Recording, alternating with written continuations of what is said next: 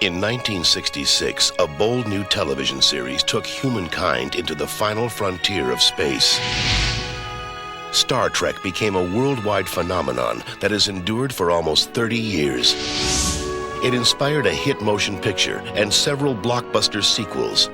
Then came Star Trek: The Next Generation and Deep Space Nine. With groundbreaking special effects and stories of hope for the future, these two television series are seen in more than 75 countries. Now, the time has come to continue the Star Trek legacy.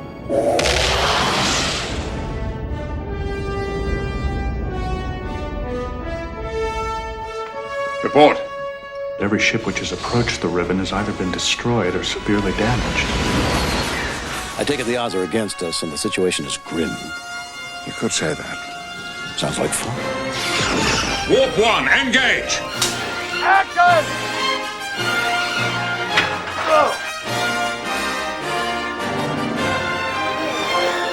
The movie event of the year comes to the screen in Star Trek Generations, the ultimate action-adventure from Paramount Pictures.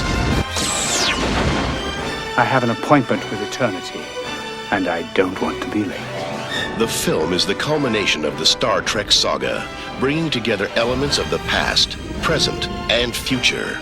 Yes! Patrick Stewart and William Shatner star as captains of the Starship Enterprise, two men from different time periods, drawn together to battle an evil alien played by Malcolm McDowell. Did you get anything from the human? No. His heart just wasn't in it. Set a course for the Viridian system, maximum warp. Generations showcases the latest in state-of-the-art special effects. For producer Rick Berman, the appeal of the film lies in the strength of its characters and the scope of its story. I've always been fascinated with stories that start in one century and then stop and then pick up in another. And we have a story that I think is somewhat epic in quality because it spans 2 centuries. It's a story that takes place in many different areas of our galaxy. It's a story that deals with 3 different men who are thinking about and or seeking immortality in entirely different ways. And it's a story that has a tremendous amount of humor to it. Humor! I love it! And a tremendous amount of action as well. Let's go! The major story deals with how we regard the time that we have here on this planet and what we leave behind us, which has a very strong emotional content. Come back with me. Help me stop Solon. Make a difference. Who am I to argue with the captain of the Enterprise? The chemistry between Stewart and Shatner is at the heart of the film. Director David Carson worked closely with the pair. Well, they're tremendous together. Patrick and Bill are great actors, and they fired off each other and brought the scenes that they're in to great heights together. You're a Starfleet officer. You have a duty. I don't need to be lectured by you. I was out saving the galaxy when your grandfather was in diapers. Besides which, I think the galaxy owes me one. For me, the joy of working with Patrick means that in addition to having some fun on a movie, even in this rarefied atmosphere, I've made a friend, and that's equally important to me. Hear, hear. We have to work together. We are working together. Trust me. Go. Good luck, Captain. Call me Jim. The Enterprise crew includes a distinguished group of supporting actors, including Jonathan Frakes, Brent Spiner, LeVar Burton, Michael Dorn, Gates McFadden, and Marina Sirtis. Data, over here I found something. The story of Generations is a classic tale of good versus evil. At the center of the conflict is an interstellar phenomenon called the Nexus. We created a different environment that we call the Nexus, which is where all of one's dreams and imaginings come true. I love you, Father. I love you too. Aren't we all addicted to that? Wouldn't we all love that? No hassles, nothing. To go to the Nexus, Nirvana, you know, to go to Shangri-La. No stress, no strain, of course.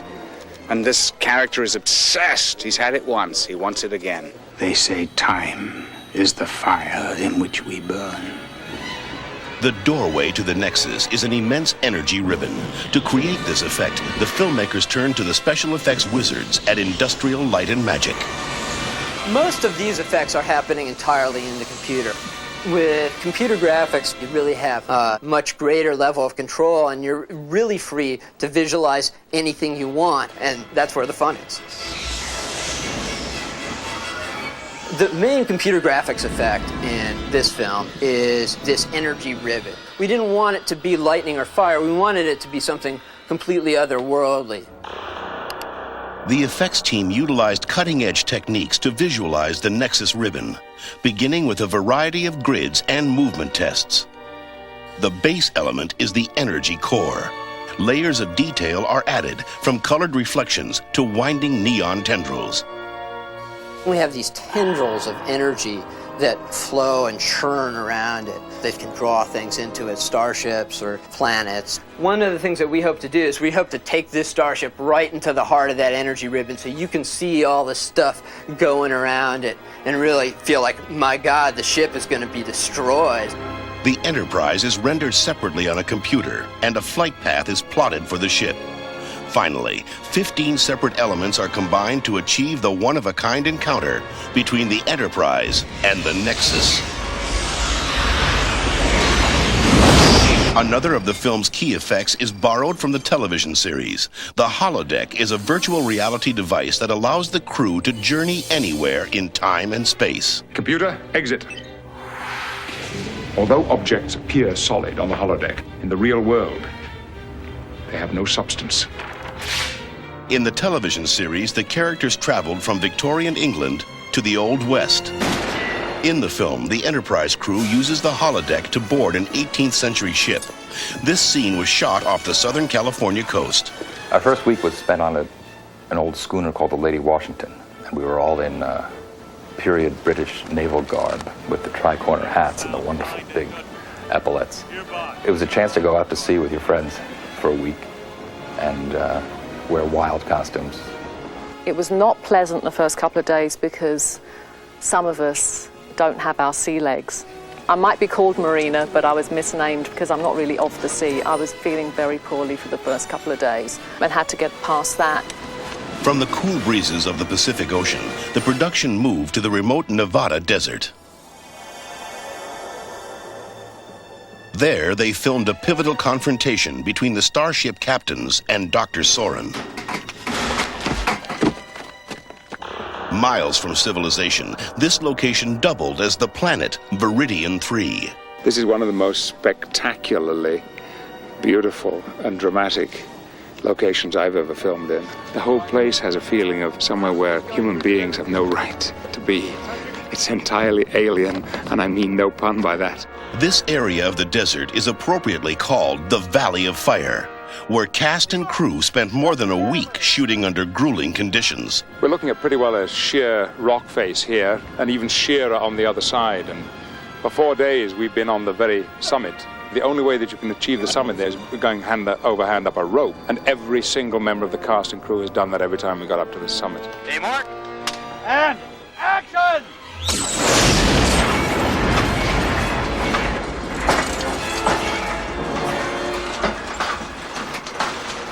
The dangers of working on the precipice are made worse by the desert heat. It is over 110 degrees and shade is at a premium. The crew, numbered at over 50, is crowded on the tiny rock. The slightest slip could mean disaster. Okay, here I come. As filming progresses, the wind kicks up at a relentless 50 miles an hour, increasing the risk as well as the actors' discomfort. And if I'm not too much mistaken, you're dead. For Shatner and McDowell, staging the dangerous fight sequence was a challenge. I've done a lot of fights, but I've never been on a rock like this. I mean, this is scaling the heights of fights. At a height of over 200 feet and under the scorching sun, the actors shed their heavy costumes to block out the complex scene. Can I say one other thing that'll really help this? Given the circumstances, there cannot be enough rehearsal. 7, 8, 9, 10. Fatigue is an enemy total denial is the only way out. You just deny that you're tired. I'm not tired. Because of this burning hot sun, I am beginning to turn the color of this suit. In 6 days, if you're around, we'll probably be like a piece of burnt toast on a plate. Cut! Very good. That worked great. Terrific. Even under the most adverse conditions, the cast and crew found humor. Come on, come on, come on, come on! I'll slap you with my bloody gun.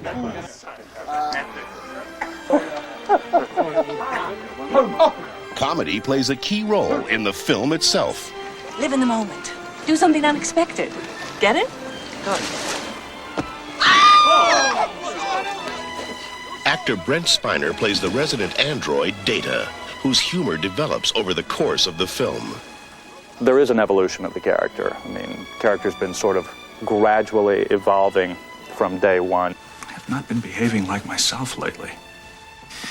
No, Data, you haven't. You've been behaving like a human. I was fortunate that they allowed me to kind of go in a lot of different directions. Can you find a way to scan for life forms? I would be happy to, sir. Life forms. You tiny little life forms. In the role, Spiner is required to wear special makeup and contact lenses. I was in makeup at least, 15, 16, 17-hour days in the stuff. And I literally forgot what I looked like.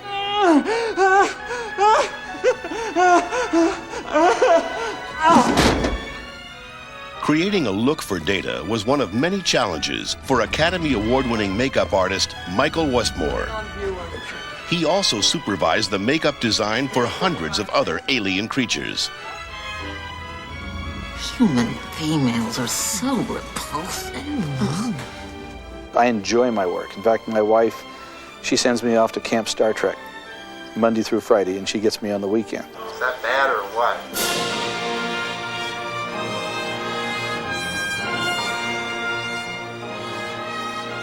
I don't know of any other makeup artist that has had the opportunity that I've had to create so much.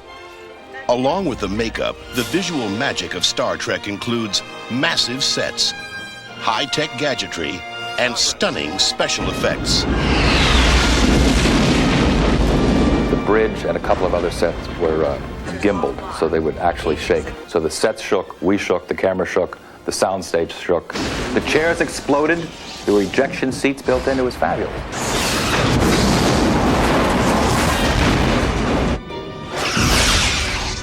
In one of the film's most spectacular special effects sequences, the crew of the Enterprise faces off against the evil Klingons. Fire at will.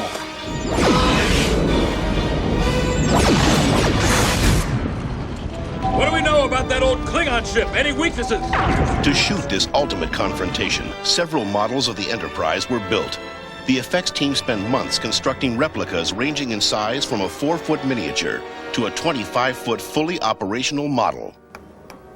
We're building a lot of new things for it. We're doing some pretty intricate paint jobs on these ships, and we're doing lighting to try and bring a lot of detail to it, because the Enterprise will be 40 feet across, and we want it to hold up and really have a lot of nice detail on it. Begin separation sequence. Full impulse power once we're clear. What's going to happen if the ship's getting shot up? Eventually they're going to separate the saucer from the body, and as the saucer accelerates away from the body explodes behind them. And the explosion from the body makes the saucer go into the atmosphere of the planet.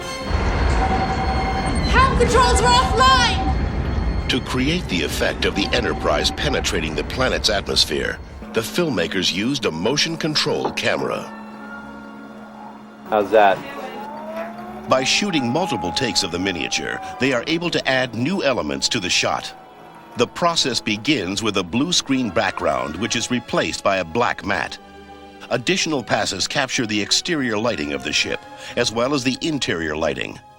The final shot adds the planet's surface and a rim of fire.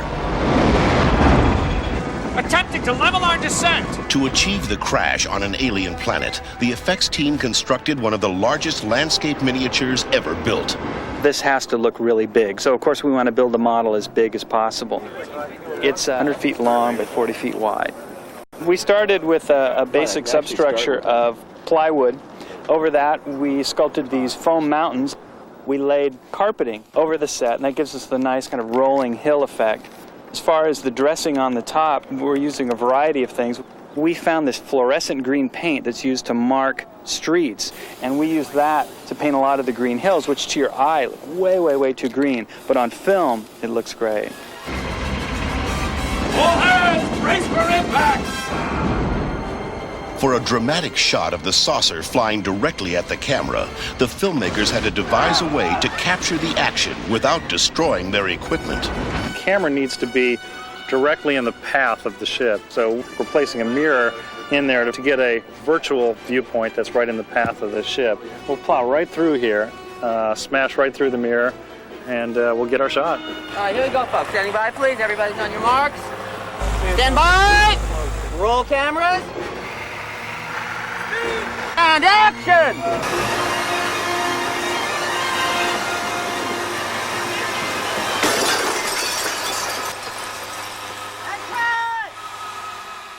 We got a really nice piece there. Boy, real dramatic, right into camera.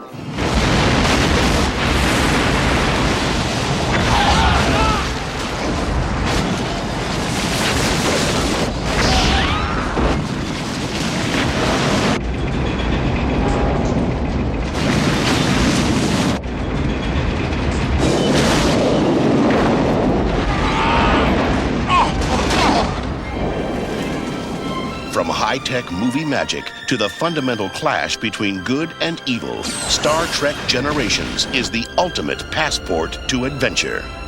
Star Trek is a phenomenon. That's it! It's a big action-adventure movie. The show is basically modern mythology. It's a show about hope for the future and for mankind. Scotty, keep things together till I get back. I always do. But we've got a tremendous group of people together and a wonderful story. Every aspect of the feature has been appropriately big. Fire.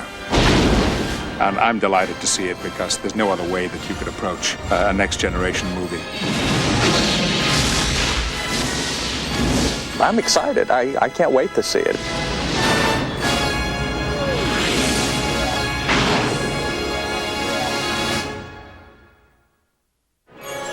Experience the adventure of Star Trek on home video.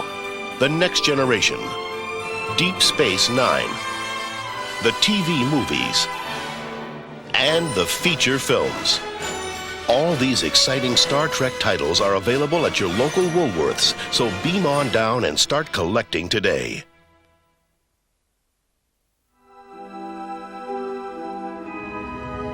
In a distant corner of our galaxy, a secret observatory is attacked. A brilliant scientist is found, and a mysterious ribbon of energy where past and future collide is unleashed. It's a doorway that we call the Nexus. Every ship which has approached the ribbon has either been destroyed or severely damaged. Obviously, they were looking for something. There's still no indication of why they attacked the station. I must return to the observatory immediately. There's nothing I can do. Timing is very important in my experiment. What the hell's he doing? I have an appointment with eternity, and I don't want to be late. Soren doesn't care about weapons or power.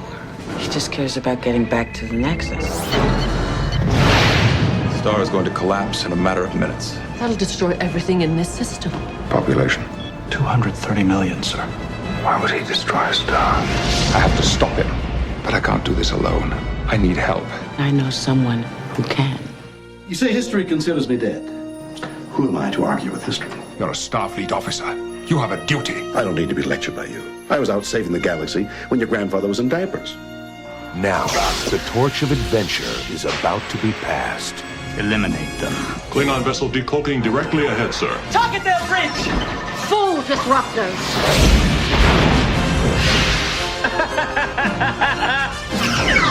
Let's go! Bridge, we have a new problem! All right, let's move them out. Let's go. Take them out. 10 seconds to warp core breach. All hands, brace for impact! Let's try and cheat death together. Warp 1, engage! Star Trek Generations.